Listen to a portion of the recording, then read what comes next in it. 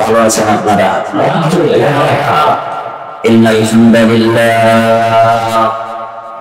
ইন্নাল হামদালিল্লাহ নাহমাদুহু ওয়া নুসাল্লি আলা রাসূলিহিল কারীম أما بعد فأعوذ بالله من الشيطان الرجيم بسم الله الرحمن الرحيم وإذا وقع القول عليهم أخرجنا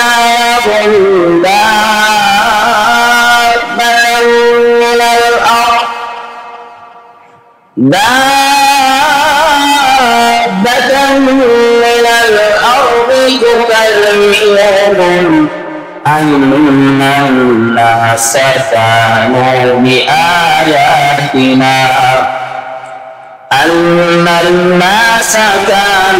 بآياتنا لا يوقنون سبحانك لا علم لنا إلا ما علمتنا إنك أنت العليم الحكيم اللهم صل على محمد وعلى آل محمد كما صليت على إبراهيم وعلى آل إبراهيم إنك حميد مجيد اللهم بارك على محمد وعلى آل محمد كما باركت على إبراهيم وعلى آل إبراهيم إنك حميد مجيد আলহামদুলিল্লাহ আল্লাহ রাব্বুল আলামিনের দরবারে লাখো কোটি শুকরিয়া। আল্লাহ রাব্বুল আলামিন আমাদেরকে এই ফিতনা ফাসাদের জামানায় জুমার দিন আল্লাহর ঘর মসজিদে এসে বসার, কোরআন হাদিস থেকে কিছু আলোচনা করা এবং শোনার তৌফিক দান করেছেন, তাই আমরা সকলেই বলি আলহামদুলিল্লাহ। সম্মানিত মুসল্লিয়ানে কিরাম, আমরা যে সময়ে অবস্থান করতেছি এটা একেবারে এই পৃথিবীর শেষ সময় বলা যায়। কাজেই কিয়ামত আর বেশি দিন বাকি নাই। আল্লাহর নবী সাল্লাল্লাহু আলাইহি ওয়াসাল্লাম কিয়ামত কখন সংঘটিত হবে এটা সুনির্দিষ্ট বলে জানিনি, তবে কিয়ামতের পূর্বে কিছু বিষয় দুনিয়ার মধ্যে সংঘটিত হবে। সেই বিষয়গুলো আল্লাহর নবী সাল্লাল্লাহু আলাইহি ওয়াসাল্লাম আমাদের কাছে বলে গিয়েছেন। কেন বলে গিয়েছেন?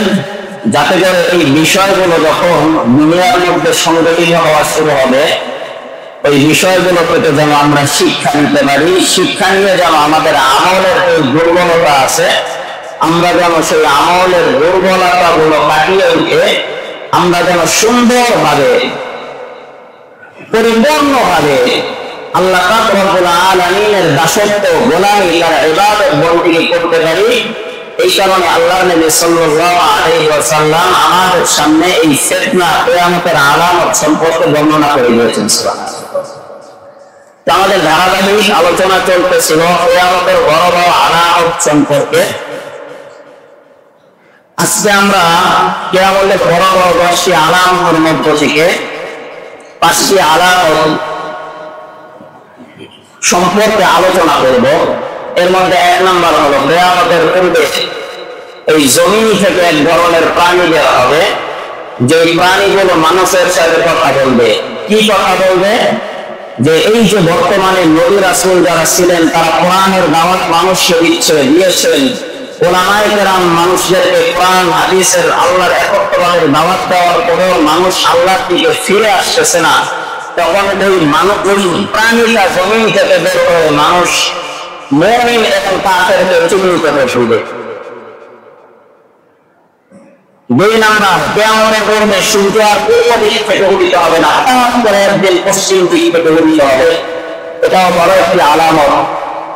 আরেকটি আলামত হলো কিয়ামতের পূর্বে পৃথিবীর পূর্ব দিক, পশ্চিম দিক এবং মিডল ইস্ট আরব, এই তিনটা স্থানে ভূমি ধসে যাবে। এখন তো ভূমিকম্প হয়, আর ওই সময় ভূমি অর্থাৎ ওই জমি একেবারে আরো নিচে বেরিয়ে চলে যাবে।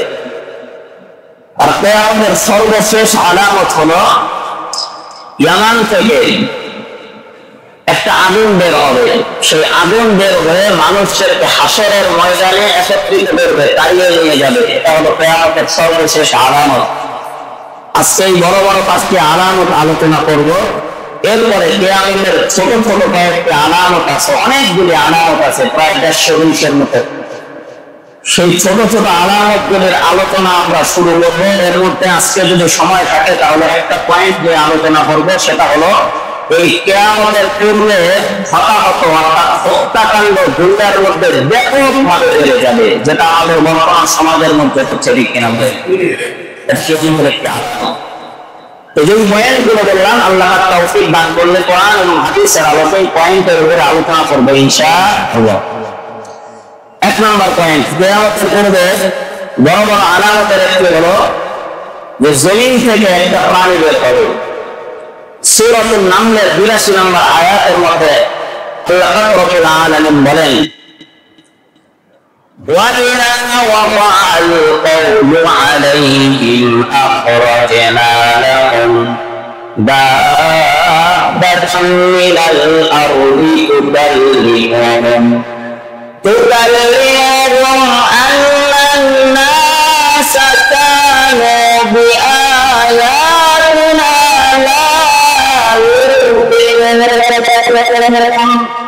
আল্লাহ রাব্বুল আলামিন বলেন, وَإِذَا وَقَعَ الْقَوْلُ عَلَيْهِمْ, যখন মানুষের নিকট কিয়ামতের সময় ঘনিয়ে আসবে, নির্ধারিত সময় যখন চলে আসবে, কিয়ামতের পূর্বে আখরাজনা লাহুম, আমি আল্লাহ রাব্বুল আলামিন আখরাজনা লাহুম দাব্বাতাম মিনাল আরদ, জমিন থেকে একটা প্রাণী আমি আল্লাহ বের করে দেব। তুকাল্লিমুহুম, ওই প্রাণী মানুষের সাথে কথা বলবে। কি বলবে? আন্নান নাসা কানু বিআয়াতিনা লা ইউমিনুন, এই কারণে যে মানুষ আমার নিদর্শন সমূহে বিশ্বাস করত না। এই যে দুনিয়ার মধ্যে যে সকল কাফের মুশরিক আছে, যারা আল্লাহর নিদর্শন, কিয়ামত, জান্নাত, জাহান্নাম সম্পর্কে বিশ্বাস করে না, কিয়ামতের পূর্ব মুহূর্তে জমিন থেকে একটি প্রাণী বের হবে। ওই প্রাণীটা মানুষের সাথে কথা বলতে থাকবে। কি কথা বলতে? তাফসীরের মধ্যে পাওয়া যায়, প্রাণীটা কোন কোন মুফাসসির বলেন মক্কার সাফা পাহাড় থেকে বের হবে। মুফাসসিরিনে কেরাম এই প্রাণীর আকৃতি কেমন হবে, প্রাণীটা দেখতে কেমন হবে, মানুষের সাথে কি কথা বলবে, এই সম্পর্কে মুফাসসিরিনে কেরাম তাফসীরে ইবনে কাসীরের মধ্যে বিস্তারিত আলোচনা করেছে। মুফাসসিরিনে কেরাম বলেন, এই প্রাণীটা তার মাথাটা হবে ষাঁড়ের মতো দেখতে। এই প্রাণীর ওদের মতো দুইটা শিং থাকবে, এক শিং থেকে আরেক শিং, দুই শিংয়ের মাঝখানে এর ফারসাখ অর্থাৎ প্রায় 3 কিলোমিটার ছাপা থাকবে, এত প্রশস্ত হবে। এই প্রাণীটার ঘাড় হবে উট পাখির মতো। এই প্রাণীটার গায়ের রং হবে বাঘের মতো। এই প্রাণীটার এই পেটের দিক হবে বিড়ালের মতো। এই প্রাণীটার লেজ হবে ভেড়ার মতো। মুফাসসিরিনে কেরাম বলেন, কেউ সাফা পাহাড়ের কথা বলেছেন, আরো বিভিন্ন জায়গার কথা বলেছেন, কিন্তু এই যে হাদীস সাহেবরা সাফা আর সাই করে, এই সাফা পাহাড় থেকে এই প্রাণীটা বের হবে। এই প্রাণীটা বের হওয়ার পর 3 দিন পর্যন্ত প্রাণীটা বের হতে থাকবে, কিন্তু এটা দ্রুততা হবে ঘোড়া তেমনি ভাবে দ্রুততার সাথে ছুটে যায়। এই প্রাণী সাফা পাহাড় থেকে এত দ্রুততার সাথে বের হবে, কিন্তু 3 দিন পর্যন্ত এই গতিতে বের হওয়ার পরে এই প্রাণীর তৃতীয়াংশ পরিমাণ ও বের হবে না, বরং এর চাইতে কম অংশ বের হবে। তাহলে চিন্তা করেন কত বড় প্রাণী, যে ঘোড়া যেমন দ্রুত গতিতে ছুটে চলে, এই সাফা পাহাড় থেকে যখন এই প্রাণীটা বের হবে তখন এই প্রাণীটা এইভাবে বের হবে। 3 দিন পর্যন্ত বের হওয়ার পরও তার শরীরের যে গর্ভ এর 1/3 পরিমাণ ওই ঘোড়া থেকে বের হবে না। তাহলে চিন্তা করেন প্রাণীটা কত বড়। আরো অনেক বর্ণনায় বিভিন্ন রকম পাওয়া যায়। এটা বের হওয়ার পর পূর্ব দিকে যাবে, পশ্চিম দিকে যাবে, কাফের ইমানদার তাদেরকে ভিজে যাবে, ইমানদাররা অবস্থান করবে। এরপরে এই প্রাণীটা কোন কোন মুফাসসির বলেন যে তার সাথে মুসা আলাইহিস সালামের লাঠি থাকবে এবং সুলাইমান আলাইহিস সালামের বিশেষ একটা আংটি ছিল, আংটি থাকবে। এরপরে এই প্রাণী ইমানদারদের কপালে একটা সাদা চিহ্ন অঙ্কন করে দিবে আর কাফেরদের কপালে একটা চিহ্ন অঙ্কন করে দিবে।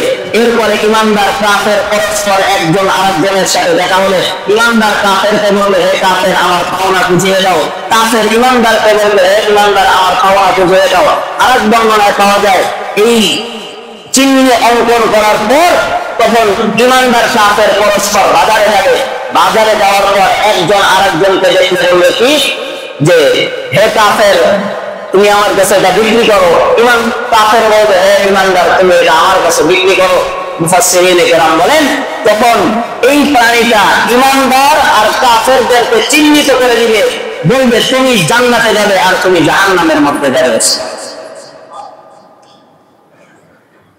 অর্থাৎ এই প্রাণীটা যখন বের হয়ে মানুষের সাথে কথা বলতে থাকবে তখন সব মানুষ বিশ্বাস করবে, সবাই দিনের দিকে ফিরে আসতে শুরু করবে। কাফের বেঈমান নতুন করে ঈমান আনা শুরু করবে। যারা ঈমান ছিল কিন্তু ঈমান অনুযায়ী আমল করে নাই তারাও তওবা করা শুরু করে দিবে। আল্লাহর নবী সাল্লাল্লাহু আলাইহি ওয়াসাল্লাম বলেন মুসলিম শরীফের 288 নম্বর হাদিস যে এই প্রাণী বের হওয়ার পর কারো তওবা আর কবুল করা হবে না। আউযুবিল্লাহ। عن ابي هريره رضي الله تعالى عنه قال حضرت ابو هريره رضي الله تعالى عنه قال رسول الله صلى الله عليه وسلم الله النبي صلى الله عليه وسلم বলেন صلاة إذا خرجنا لا ينفع نفسا إيمانها لم تكن آمنت من قبل أو كسبت في إيمانها خيرا। বিশ্বরী বললেন তিনটা বিষয় যখন প্রকাশিত হবে তখন যারা ওই প্রকাশিত হওয়ার পর নতুন করে ঈমান আনবে অথবা পূর্বে ঈমান এনেছিল কিন্তু ঈমান অনুযায়ী নেক কাজ করে নাই, ওই প্রাণীদের ওই তিনটা বিষয় প্রকাশিত হওয়ার পর নতুন করে ঈমান আনাও তার কোনো কাজে আসবে না। আর যারা ঈমান অনুযায়ী আমল করে না ওই বিষয়গুলো বের হওয়ার পর যখন আমল করা শুরু করে দিলে তখন তার ওই আমলও কোনো কাজে আসবে না।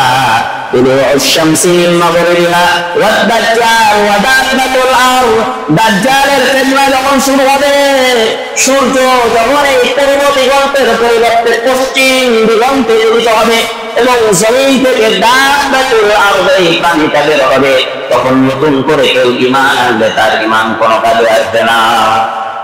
এই কারণে এই ফিতনাগুলো প্রকাশ পাওয়ার আগেই আমাদেরকে আল্লাহর প্রতি হাজির করতে হবে, ঈমানকে মজবুত করতে হবে। এই পরিস্থিতিতে আমাদের করণীয় কি এটাও আল্লাহর নবী সাল্লাল্লাহু আলাইহি ওয়াসাল্লাম আমাদেরকে জানিয়ে দিয়েছেন। এই হলো একটা ফিতনা। আরেকটা ফিতনা হলো কিয়ামতের পূর্বে পশ্চিম দিক থেকে সূর্য উদিত হবে। কোন দিক থেকে?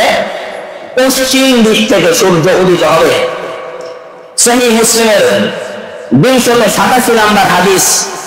এই হাদিসের মধ্যে আল্লাহর নবী সাল্লাল্লাহু আলাইহি ওয়াসাল্লাম বলেন عن ابي هريره رضي الله تعالى عنه ان رسول الله صلى الله عليه وسلم قال حضرت ابو هريره رضي الله تعالى عنه বলেন আল্লাহর নবী সাল্লাল্লাহু আলাইহি ওয়াসাল্লাম বলেন لا تقوم الساعه حتى تطلع الشمس من مغربها।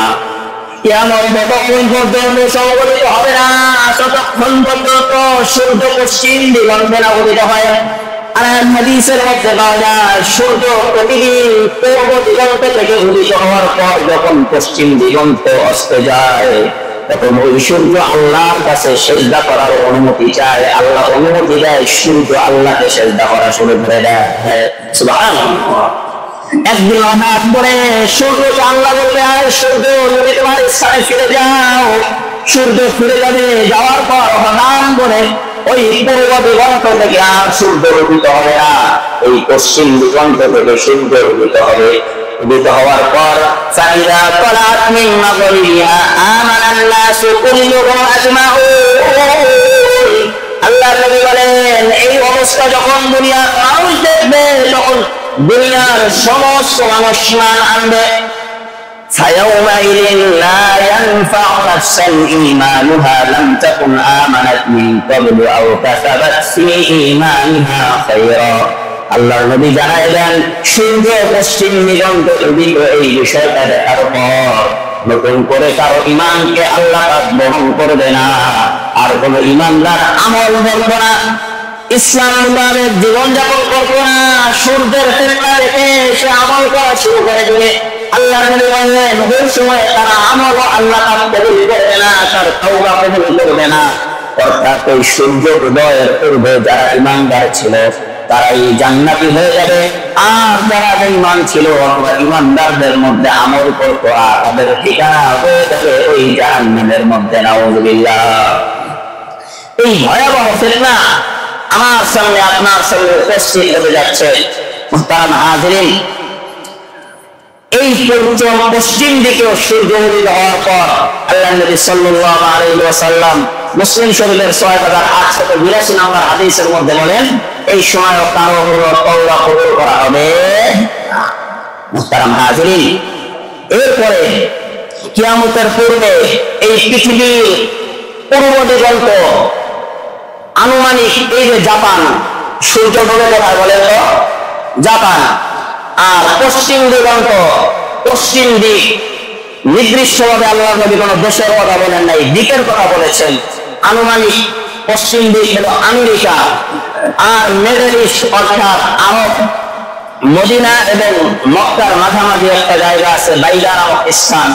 যখন ইমাম মাহদী আলাইহিস সালামের আগমন ঘটবে, তখন ওই মাহদী আলাইহিস সালামের কাছে মুসলমানরা বাইআত হতে থাকবে, ইসলামের খেলাফত ব্যবস্থা যখন প্রতিষ্ঠিত হতে থাকবে, তখন সিরিয়ার একজন বাচ্চা থাকবে, সে থাকবে জালের।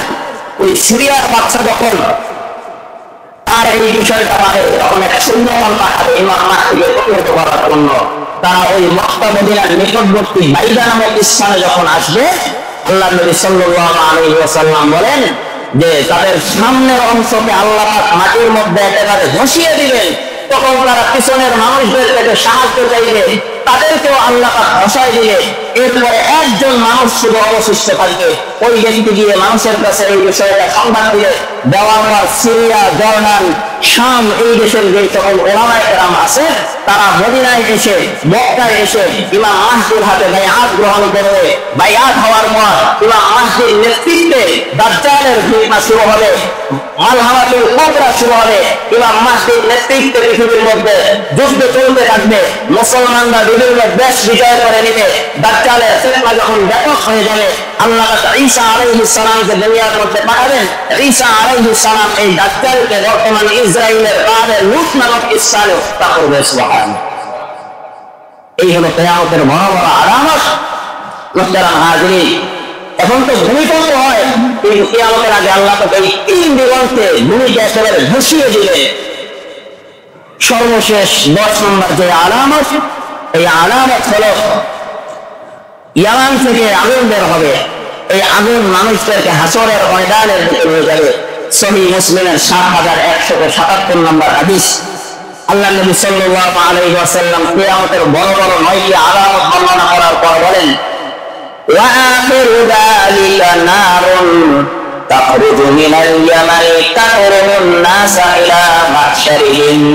আল্লাহ নবী বলেন, কিয়ামতের সর্বশেষ আলামত হলো তাখরুজু মিনাল ইয়ামানি, ইয়ামান থেকে একটি আগুন বের হবে, যে আগুন মানুষকে তা'রুমুন নাসা ইলা মাহশারিহিম, হাসরের ময়দানে তাড়িয়ে নিয়ে যাবে।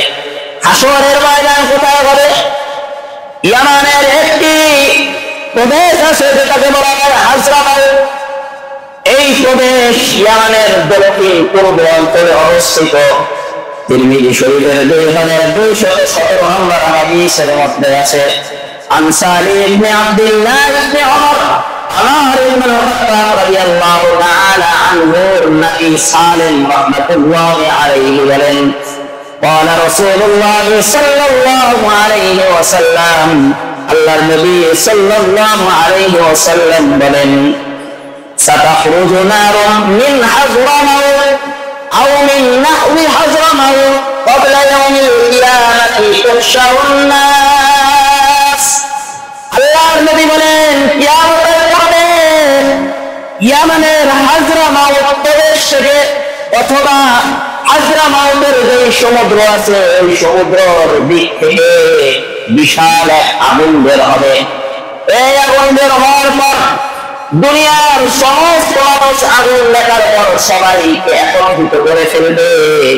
একত্রিত হওয়ার পর ক্বালু ইয়া রাসূলুল্লাহ সাহাবায়ে কেরাম প্রশ্ন করিলেন ফামা তা'মুরুনা, হে আল্লাহর নবী ওই অবস্থায় আমরা কি করব? قال رسول الله صلى الله عليه وسلم عليكم بالشام, আল্লাহর নবী সাল্লাল্লাহু আলাইহি ওয়াসাল্লাম বললেন এই আগুনকে দেখে তোমরা শাম অর্থাৎ সিরিয়ায় তোমরা একত্রিত হবে। সুবহানাল্লাহ।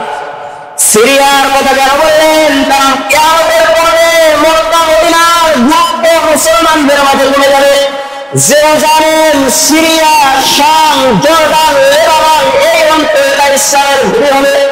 এখানে ইসলামী খেলাফত ব্যবস্থা প্রতিষ্ঠা হবে, ন্যায় বিচার প্রতিষ্ঠা হবে। আল্লাহ নবী জানাই দিলেন যে তোমরা ওই শাম অঞ্চলে একত্রিত হবে।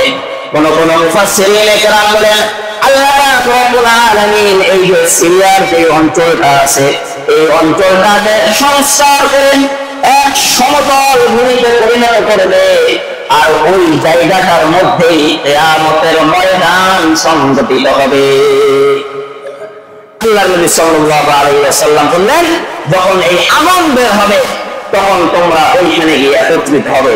মুহতারাম হাজিরিন, এই যে বড় বড় আলামত এবং ফিতনাগুলি বের হবে, এই ফিতনাগুলি নবীজি আমাদের সঙ্গে বর্ণনা করলেন কেন? এই ফিতনাগুলি থেকে আমাদের শিক্ষা কি, আমাদের করণীয় কি? ইবনে মাজাহ 4056 নম্বর হাদিসের মধ্যে আল্লাহর নবী সেই বিষয়টা সুন্দরভাবে জানাই দেন। عن أنس بن مالك رضي الله عنه عن رسول الله صلى الله عليه وسلم أنس بن مالك رضي الله تعالى عنه بجبرنك الله النبي صلى الله عليه وسلم بلن بادروا بالأعمال ستا বিশ্বনবী বললেন 6টা বিষয় প্রকাশ পাওয়ার আগে বাদিরু বিল আমাল, ভালো করে মনে রাখবেন বাদিরু বিল আমাল। নবীজি বললেন তোমরা সৎ কাজে অগ্রণী হও। কয়টা বিষয় প্রকাশ পাওয়ার আগে? 6টা। এর মধ্যে 1 নাম্বার হলো তুলুউশ শামসি মিন মাগরিবিহা ওয়াদ-দুকা ওয়া দাবাতুল আরদি ওয়াদ-দাজ্জাল ওয়া ওয়াস-সাহাবিকুম ওয়া আমরুল আম্মা। আল্লাহর নবী বললেন সূর্য পশ্চিম দিকে যখন উদিত হবে জমিন থেকে দাবাতুল আরদ বের হবে, দুনিয়ার মধ্যে ধোঁয়া ছেয়ে যাবে। এরপরে আল্লাহর নবী বললেন এই যে এই বিষয়গুলো তোমাদের কাছে আমি বললাম যখন ব্যাপক হারে দুনিয়ার মধ্যে ফিতনা ফাসাদ সৃষ্টি হবে, বিপর্যয় সৃষ্টি হবে, ব্যক্তিকেন্দ্রিক বিপদের মধ্যে নিয়োজিত হবে, এই বিষয়গুলো আসার পূর্বে তোমাদের করণীয় হলো ও ইমানদার ও আমার সাহাবীরা তোমরা বেশি বেশি নেক আমল করো, নেক কাজে অগ্রগতি হও। এই হাদিস আমাদেরকে শিক্ষা দেয় এই আলামতগুলো আজ হোক কাল হোক, 1 বছর করুন 2 বছর করুন সংগঠিত হবে। আমার আপনার দায়িত্ব হলো এই দুনিয়ার চাকচিক্যের কথা বলে যে দুনিয়ার মানুষ আমরা মনে করি হয়তো আমি স্বাভাবিক 70 বছর 80 বছরের হায়াত পাবো, মনে করি কি করি না বলেন যে এখন যুবক আছি বৃদ্ধ হব তারপরে একটা সময় মারা যাব। ও মুসলমান, না না, তার মৃত্যু কখন হবে এই জিনিসটা বলা যায় না, ঠিক কিনা বলেন? এই যে আমাদের লাশের গলিতে ভাঙার ইন্তজারের যুবক ভাই বয়স 30 থেকে 35, সে কি মারা যাওয়ার 10 মিনিট আগে কল্পনা করে যে দুনিয়া থেকে আমি বিদায় নিয়ে চলে যাব? কিন্তু হঠাৎ করে তার দোকানের মধ্যেই একটা বোঝা আরম্ভ করার কারণে সেই বোঝার পরেই সে আহত হয়ে সেখান থেকে মৃত্যুবরণ করে। ঠিক কিনা বলেন? গতকাল কত দোয়া করলাম। ও মুসলমান, তাই আমরা হয়তো মনে করতেছি কিয়ামত অনেক দূরে। না না, কিয়ামত অনেক দূরে না। আল্লাহ নবী জানাই দিলেন, এই আলামতগুলি তোমাদের কাছে বললাম, তোমরা বেশি বেশি ওই আল্লাহর ইবাদত বন্দেগী করো, মৃত্যুর কথা স্মরণ করো, নিজেদেরকে সংশোধন করো। আজকে আমরা দুনিয়া নিয়ে ব্যস্ত, আমার বলে জিন্দগি শেষ করতেছি, কিন্তু মারা গিয়ে দেখবেন আপনার আর কিছু নাই। ঠিক কিনা বলেন? আমার বলেন আমার সন্তান, আমার বাড়ি, আমার গাড়ি, কিন্তু আজকে মারা যান, আপনার জায়গার মধ্যে আপনার কবরটা হয় না। ওই সামাজিক, পারিবারিক অথবা রাষ্ট্রীয় কবর স্থানের মধ্যে আপনাকে দাফন করা হয়। সবের 5 তলা বাড়ি, 10 তলা বাড়ি, কোটি টাকা ব্যাংকে রেখে দিয়েছেন, আপনার ধন সম্পদ, স্বর্ণ অলংকার, গাড়ি কোনো কিছু আপনার সাথে যাবে না। যে আমলগুলো আপনি করে যাবেন, আল্লাহর রাস্তায় যা খরচ করে যাবেন, আল্লাহর হুকুম মতো নবীর তরিকায় যেভাবে জীবন যাপন করে যাবেন, এই নেক আমলের সওয়াব আপনার কবরে যাবে। দুনিয়ার জিন্দেগি যদি রহস্যময় জিন্দেগিতে পরিণত করতে পারেন, তাহলে মারা যাইতে দেরি আছে, আল্লাহ আপনাকে মন চাই জিন্দেগি দান করে দিবেন। সুবহানাল্লাহ। আর যদি দুনিয়ার মধ্যে আপনি মন চাই জিন্দেগি দান, মন চাই জিন্দেগি যাপন করেন, আল্লাহর হুকুমের কোনো পরোয়া করলেন না, নামাজের সময় নামাজ পড়লেন না, আল্লাহর হুকুম হলো আযান হয় নামাজ পড়ো, আপনার মন চাইতেছে চায়ের দোকানে বসে আড্ডায় নামাজ পড়তে যাও না, আল্লাহ বলতেছেন হালাল ভাবে সম্পদ উপার্জন করো। আপনার মন দুনিয়ার সম্পদের কাছে লস, দুনিয়ার সম্পদের প্রতি আসক্ত করে সুদ গ্রহণ করতে চায়, ঘুষ গ্রহণ করতে চায়, অন্যের সম্পদ আত্মসাৎ করতে চায়, ক্ষমতা অপব্যবহার করতে চায়, রব বলতেছে মানুষের উপরে জুলুম করো না, লস ফেলতেছে মানুষের উপরে জুলুম করো, ক্ষমতার অপব্যবহার করো, টেন্ডারবাজি করো, চাঁদাবাজি করো, বাংলাদেশের পাথর নিয়ে অন্য দেশের মধ্যে পাচার করো। ঠিক কিনা বলেন? আল্লাহ রাব্বুল আলামিন বলেছেন, এই দুনিয়ার মধ্যে যারা নফসের তাবেদার হয়ে নফসের পূজারী হয়ে যাবে, মারা যাওয়ার পর আল্লাহ রাব্বুল আলামিন তাকে রহস্যময় জিন্দেগি অনুযায়ী জাহান্নামের মধ্যে নিক্ষেপ করবে। আর এই দুনিয়ার মধ্যে যারা নিজের চাহিদাকে বাদ দিয়ে রবের চাহিদাকে প্রাধান্য দিলে, যারা রবের চাহিদাকে প্রাধান্য দিলে, রব বলতেছে ও বান্দা, তুই মারা যাইতে দেরি আছে, এই দুনিয়ার মধ্যে তুই তোর চাহিদাকে, আমি আল্লাহর চাহিদার উপরে প্রাধান্য দাও নাই, তোমার চাহিদাকে তুমি জমিয়ে রেখেছিলে, কাজেই আজকে তুমি মারা গিয়েছো, আমি আল্লাহ রব্বুল আলামিন আজকে থেকেই এই যে শুরু হলো, যার কোনো শেষ নাই। আমার রব চাহি জিন্দেগিতে দুনিয়ার মধ্যে জীবন যাপন করার কারণে আমি আল্লাহ রব্বুল আলামিন এই পরকালের জিন্দেগি তোমার মন চাই জিন্দেগিতে পরিণত করে দিলাম। আমরা কি চাই যে আমাদের পরকাল হোক আমাদের মন চাই জিন্দেগি? আল্লাহ কবুল করুন, আমিন। মন চাই জিন্দেগি কি? আল্লাহ পাক কোরআনুল কারীমের মধ্যে বলেন, ওয়ালাকুম ফিহা মা তাশতাহি আনফুসুকুম ওয়ালাকুম ফিহা মা তাদউন। আল্লাহ নবী বলেন, আল্লাহ পাক কোরআনুল কারীমের মধ্যে বলেন, আরে জান্নাতের মধ্যে মানুষ কি চায় সমস্ত কিছু মানুষকে দেওয়া হবে, মানুষ যা আহ্বান করবে মানুষকে তাই দেওয়া হবে। একটা পাখি উড়তে থাকবে, আপনার মন চাইলে পাখিটা আপনি ফ্রাই করে খাবেন, ওই পাখি আপনি চিন্তা করতে দেরি আছে, অটোমেটিক্যালি আপনার সামনে ওটা ফ্রাই হয়ে হাজির হয়ে যাবে। সুবহানাল্লাহ। পাখি আপনার ধরে খাওয়া লাগবে না, পাখিটা আপনি খাওয়ার পর হাড্ডিগুলো আপনি চালিয়ে ফেলে দিলেন, ফেলে দিতে দেরি আছে, ওই হাড্ডিগুলো আবার একত্রিত হয়ে পাখি হয়ে ওই আসমানের মধ্যে উড়ে যাবে। কি চান জান্নাতের মধ্যে? আল্লাহ সমস্ত কিছু দিতে রাজি আছে, কিন্তু এই দুনিয়ার মধ্যে যদি আপনি রহস্যময় জিন্দেগি যাপন করতে পারেন, আল্লাহ রব্বুল আলামিন আখিরাতটাকে আপনাকে মনচাহি জিন্দেগি যাপন করার তৌফিক দান করবেন। সুবহানাল্লাহ। আল্লাহ পাক আমাদেরকে বেশি বেশি নেক আমলের দিকে অগ্রসর হওয়ার তৌফিক দান করুন। আমিন। এই হলো কিয়ামতের বড় বড় আলামতগুলি। এখন কিয়ামতের ছোট ছোট আলামত, আলামত সুগরা বলা হয়, যে আলামত গুলো বর্তমানে আমাদের সমাজের মধ্যে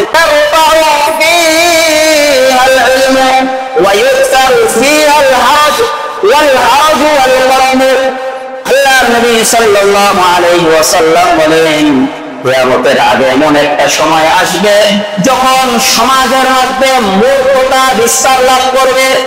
আমাদের সমাজে মূর্খতা আছে না নাই? আছে না নাই? এখন চার দোকানদার ফতোয়া দেওয়া শুরু করে দেয়, ঠিক কিনা বলেন? একজন রিকশাওয়ালা, সেও আলেম বলে আপনি কি জানেন, আপনার থেকে মাসালাতে আমি কম জানি, সেও ফতোয়া দেওয়া শুরু করে দেয়, ঠিক কিনা বলেন? আল্লাহ নবী বললেন, কিয়ামতের আগে মূর্খতা ব্যাপক লাভ করবে। কোরআন হাদিসের জ্ঞান কয়জন মানুষের মধ্যে সবাই আছে চিন্তা করেন। আজকে তো আমাদের অবস্থা, আত্মসমালোচনা দেখেন, অবস্থা হলো এইরকম, কোরআনুল কারীমের 10টা সূরা সহি শুদ্ধভাবে তেলাওয়াত করতে আমাদের রাত ভেঙে যায়, ঠিক কিনা বলেন? আর কোরআনের অর্থ, তাফসীর, মাসআলা মাসাইল তো পরের বিষয়। এরপরে আবার ইউটিউব দেখে, নেট থেকে একটা বিষয় দেখে আসে, হুজুর সেগুলো আমি তো অমুক শায়েখের থেকে অমুক শুনছি, এতদিন আপনারা যা করছেন ভুল, এগুলো হাদিসের মধ্যে কিছু নাই, সবকিছু ভুল, ঠিক কিনা বলেন? এরকম পাবলিক আছে না নাই? বড় পন্ডিত হয়ে যায় ইউটিউব দেখে, গুগল দেখে। এখন তো আবার চ্যাট জিপিটি আরো তথ্যপ্রযুক্তি বের হয়েছে, যে ওলামায়ে কেরামের সান্নিধ্য মানুষ হতে চায় না, নিজেকে বড় পন্ডিত মনে করে, ঠিক কিনা বলেন?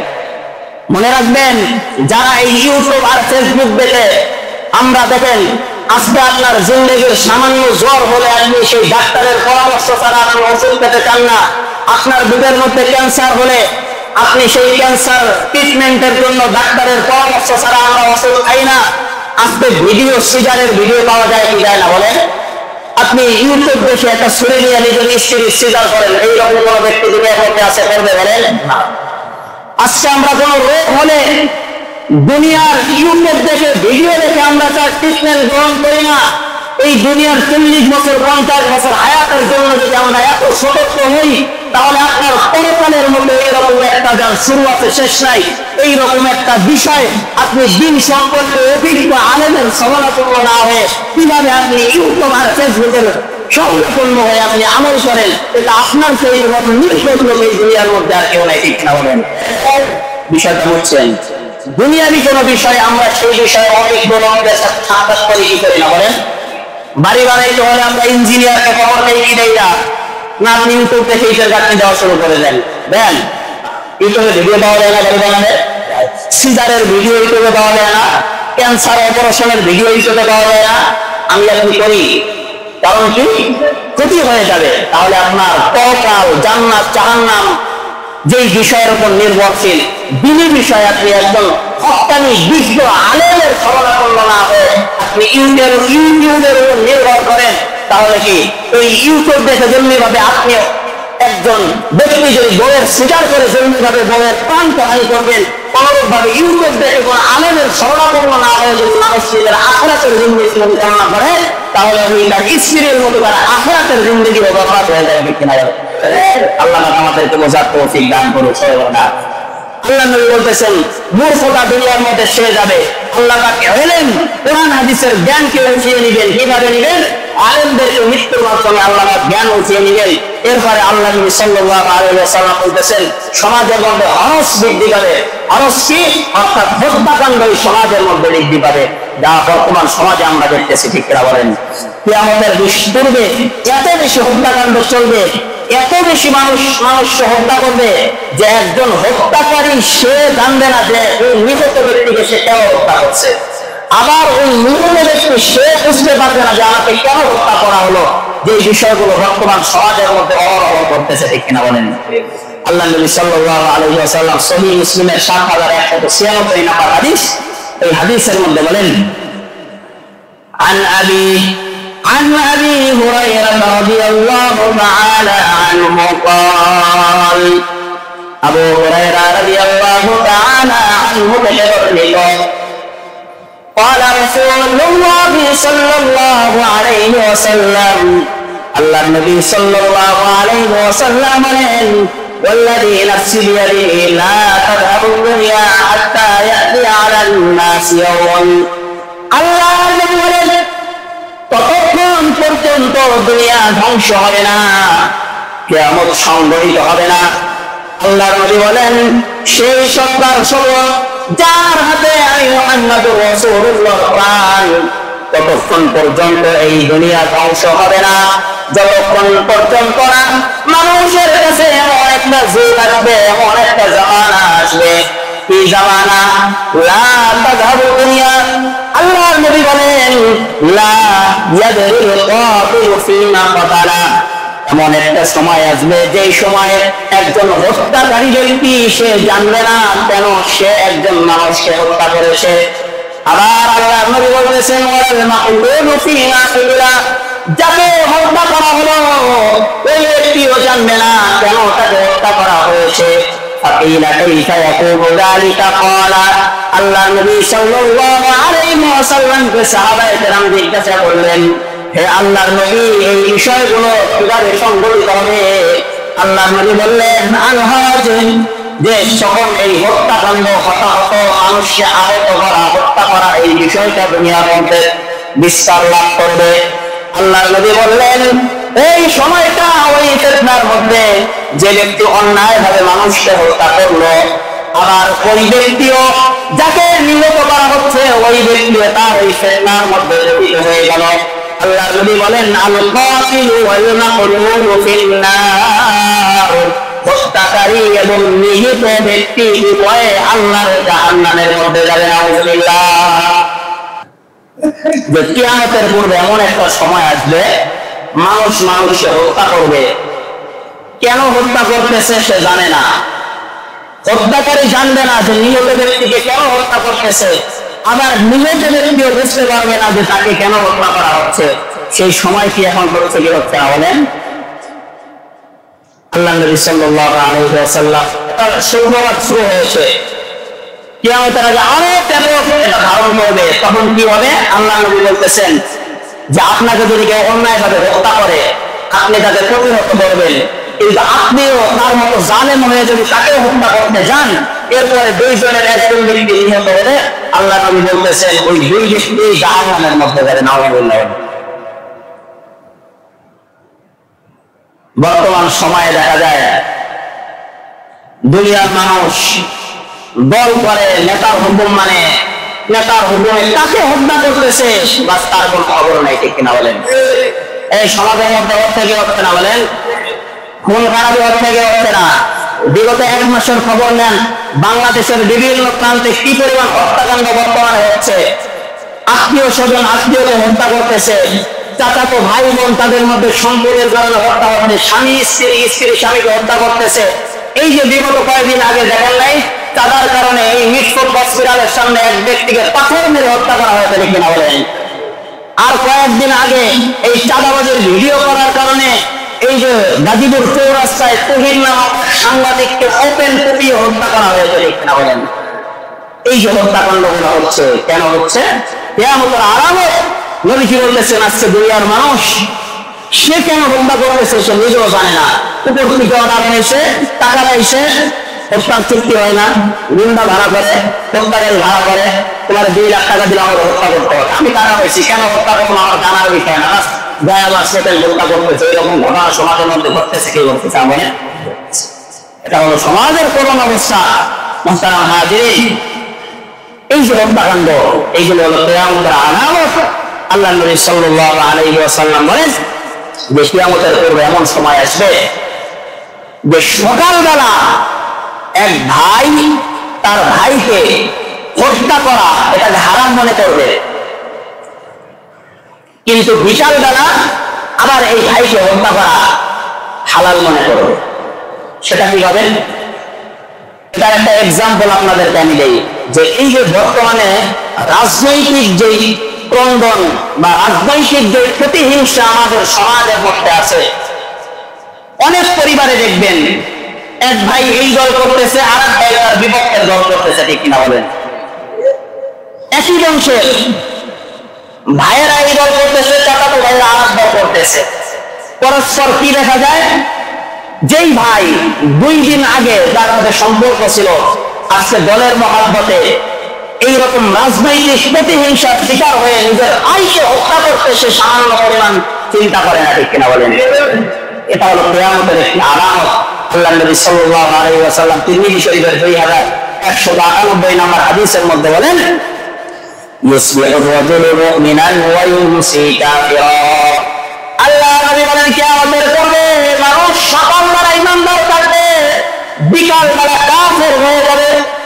এমন বড় ফিতনা সৃষ্টি হবে যে ফিতনার মধ্যে সকালে ঈমান থাকবে, বিকালবেলা ওই ফিতনার মধ্যে বসে কাফের হয়ে যাবে। আল্লাহর নবী বলতেছেন ওয়া ইউমসি মুমিনান ওয়া ইউসবিহু কাফিরান। আর কিছু মানুষ এমন থাকবে যারা সন্ধ্যাবেলা ঈমানদার থাকবে, আর সকাল হওয়ার সাথে সাথে কাফের হয়ে যাবে। ولا يصبح الرجل محرما بدنه أخيه وعرضه وماله ويمسي مستحلا। আল্লাহ নবী বলেন সকালবেলা ব্যক্তি তার ভাইকে হত্যা করা, তার জান মাল ইজ্জত লুণ্ঠন করা এটাকে হারাম মনে করবে, আবার সন্ধ্যাবেলা এটাকে হালাল মনে করবে, বৈধ মনে করবে। নিজের ভাইয়ের নিজের আত্মীয় স্বজনকে হত্যা করবে, তার সম্পদ লুণ্ঠন করবে, তার ইজ্জত হরণ করবে। ইজ্জত হরণ দেখেন না, নিজের আত্মীয় স্বজনের পরস্পরের মধ্যে পরকীয়ার মধ্যে লিপ্ত আছে না নাই? একজন আর একজনের মানহানি করে। আল্লাহর নবী বলেছেন অনুরূপভাবে সন্ধ্যাবেলা সে ঈমানদার থাকবে, সকালবেলা ওই ব্যক্তি তার আত্মীয় স্বজনের সম্পদগুলোকে, জানকে মালকে এইভাবে লুণ্ঠন করে নিয়ে যাবে। এই যে বিগত 2 দিন আগে কোন অঞ্চলের যে ঘটনা শুনলাম, চাচার সাথে চাচাতো ভাই ভাতিজার সাথে চাচার জায়গা নিয়ে রেশারেশির কারণে রাতের বেলা ওই ভাতিজা ঘরে ঢুকে চাচা এবং আরেকজনকে জবাই করে হত্যা করেছে। দেখছেন সবাই, এইরকম ঘটনা বর্তমান বাংলাদেশের এই কয়েকদিনের মধ্যে অহরহ ঘটতেছে। শুধু তাই নয়, আল্লাহর নবী জানায় দিলেন কিয়ামতের পূর্বে আত্মীয়কে হত্যা করবে। ইবনে মাজার 3962 নম্বর হাদিস। এই হাদিসের বর্ণনাকারী আবু মুসা আশআরী রাদিয়াল্লাহু তাআলা আনহু, তিনি বলেন আল্লাহর নবী সাল্লাল্লাহু আলাইহি ওয়াসাল্লাম বলেন, ইন্না বাইনা ইয়াদাইস সাআতি লাআউতান। কিয়ামতের পূর্বে হত্যাকাণ্ড এটা বেড়ে যাবে। কুলতু ইয়া রাসূলুল্লাহ মান হারজু। আমরা জিজ্ঞাসা করলাম আল্লাহর নবী হরজ কি? قال رسول الله صلى الله عليه وسلم, আল্লাহর নবী বললেন আল কতলু। হরজ মানে হলো হত্যা করা, মানুষ একজন আরেকজনকে বেহুদাভাবে হত্যা করবে। فقال بعض المسلمين يا رسول الله إنا نقتل الآن في العالم الواحد من المشركين كذا وكذا। তখন কিছু সাহাবায়ে কেরাম বললেন ইয়া রাসূলুল্লাহ, এখন এই 1 বছরে আমরা এত মুশরিককে হত্যা করেছি। আল্লাহর নবী সাল্লাল্লাহু আলাইহি ওয়াসাল্লাম বলতেছেন লাইসা বিকাতলিল মুশরিকিনা ওয়ালাকিন ইয়াকতুলু বা'দুহুম বা'দা। ও আমার সাহাবীরা, কিয়ামতের আগে যেই হত্যাকাণ্ড সমাজের মধ্যে লাভ করবে, সেটা এমন হবে না যে মুসলমানরা কাফেরদেরকে হত্যা করবে, বরং তোমরা মুসলমান পরস্পর একে অপরকে হত্যা করবে। এরপরে আল্লাহর নবী বলতেছেন এমনকি কোন ব্যক্তি তার প্রতিবেশীকে হত্যা করবে, যা বর্তমান সমাজের মধ্যে দেখা যায়।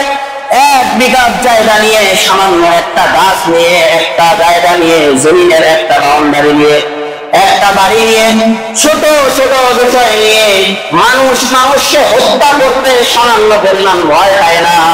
সমাজের মধ্যে ছোট ছোট বিষয় নিয়ে দেখা যায় এক প্রতিবেশী আরেক প্রতিবেশীকে হত্যা করার জন্য আমরা রেডি হয়ে যাই, ঠিক কিনা বলেন? আল্লাহর নবী বলেছেন ওয়াবানা আম্মাহি, ভাতিজা তার চাচাকে হত্যা করবে। ওয়া মা'না উকুলুনা যালিকাল ইয়াওম। সাহাবায়ে কেরাম প্রশ্ন করলেন ইয়া রাসূলুল্লাহ, যখন এই রকম এক আত্মীয় আরেক আত্মীয় হত্যা করবে, তখন কি আমাদের জেল শক্তি, আমাদের বিবেক কি এটা কি লোপ পাবে? আমরা কি বিবেক শূন্যহীন হয়ে যাব? আল্লাহর নবী সাল্লাল্লাহু আলাইহি ওয়াসাল্লাম বললেন قال رسول الله صلى الله عليه وسلم لا تنزع عقول أكثر ذلك الزمان ويخلف له هباء من الناس لا عقول له আল্লাহ নবী সাল্লাল্লাহু আলাইহি ওয়াসাল্লাম বললেন অধিকাংশ মানুষের জ্ঞান লোপ পাবে এবং অবশিষ্ট যারা সমাজের মধ্যে থাকবে তারা হবে নির্বোধ। এই যে যখন হত্যাকাণ্ড হয় মানুষ ভিডিও করতেছে, 10 জন মানুষ আছে 4 জন হত্যাকারী, তারা যদি একজনে তাদের প্রতিহত করে তাহলে কিন্তু হত্যাকাণ্ড হয় না, ঠিক কিনা বলেন? কিন্তু বোঝার মতো দাঁড়ায় থাকে, আছে না নাই? চোখের সামনে ভিডিও করতেছে, আল্লাহ নবী সেই কথা বললেন হত্যাকাণ্ড হবে, সাহাবারা বললেন মানুষের বিবেক কি তখন লোপ পাবে? আল্লাহ নবী বললেন যারা হত্যাকাণ্ডে জড়িত হবে তাদের বিবেক তো শূন্য হয়ে যাবে, কারণ বিবেকহীন মানুষ ছাড়া একজন আরেকজনকে হত্যা করতে পারে না, ঠিক কিনা বলেন? আর অধিকাংশ মানুষ যারা থাকবে তাদের অবস্থা কি হবে? তারা নির্বোধ হয়ে যাবে, নির্বোধ নির্ভুল হবে। এই যে বর্তমানে যেমন হত্যাকাণ্ডের সময় একজন আরেকজনকে মাস হত্যাকাণ্ডের প্রতিহত না করে ভিডিও করা শুরু করে দেয়, ঠিক কিনা বলেন? এই যে সেই মূর্খতার যুগ, যে হত্যাকাণ্ডের জামান আমাদের সমাজের মধ্যে চলতেছে, এইগুলো কিয়ামতের আলামত, এইগুলো আজকে আমাদের সমাজের মধ্যে ঘটতেছে। এই ফিতনা থেকে আমার আপনার করণীয় কি? আল্লাহ নবী সাল্লাল্লাহু আলাইহি ওয়াসাল্লাম মুসলিম শরীফের 213 নম্বর হাদিসের মধ্যে বলেন যে যখন অন্ধকার রাতের মতো এই ফিতনা তোমাদেরকে ছেয়ে ফেলবে, অন্ধকার রাতের কথা কেন বললেন? রাত যখন গভীর হয়, অন্ধকার হয়, তখন লাইট ছাড়া আমরা ওই অন্ধকার রাতে চলাচল করতে পারি বলেন না। আল্লাহ নবী বলতেছেন ফিতনা এত ব্যাপক বিস্তার লাভ করবে যে ঈমান নিয়ে বেঁচে থাকা তোমাদের মতো কেমন হবে? জ্বলন্ত আগুনের টুকরা হাতে করবে রাখা যেমন কষ্টকর হবে, ঈমান নিয়ে বেঁচে থাকা ঠিক ততটাই কষ্টকর হবে। তখন তোমাদের করণীয় কি? আল্লাহ নবী বলতেছেন এই ফিতনার সময় এক ব্যক্তি সকালে ঈমানদার থাকলে বিকালবেলা ফিতনার কারণে কাফের হয়ে যাবে, বিকালবেলা ঈমানদার থাকলে সকালবেলা ফিতনার কারণে কাফের হয়ে যাবে। আল্লাহ নবী সাল্লাল্লাহু আলাইহি ওয়াসাল্লাম বললেন এই সময় তোমাদের করণীয় হলো যে তোমরা বেশি বেশি আমার দিকে, আল্লাহর ইবাদতের দিকে ধাবিত হবে। তাহলে এই ফিতনাগুলো আমাদেরকে এই শিক্ষা দেয় যে বেশি বেশি ইবাদত করতে হবে। আমি যদি বেশি বেশি আল্লাহর ইবাদত করি, আমার আপনার জিন্দেগি যদি পরিপূর্ণ আল্লাহর হুকুম মতো নবীর তরিকায় চালাতে পারি, আশা করা যায় আল্লাহ রাব্বুল আলামিন এই ফিতনা ফাসাদের জামানায় আমাদেরকে হেফাজত করবেন। সুবহানাল্লাহ। আল্লাহ রাব্বুল আলামিন আমাদের সবাইকে এই শেষ জামানার ফিতনা থেকে হেফাজত করে এখন নিশ্চয়ভাবে সার্বজনীন সর্বক্ষেত্রে আল্লাহ রাব্বুল আলামিনের হুকুমগুলো মেনে তার গোলামি করার তৌফিক দান করুন। সবাই বলুন আমিন।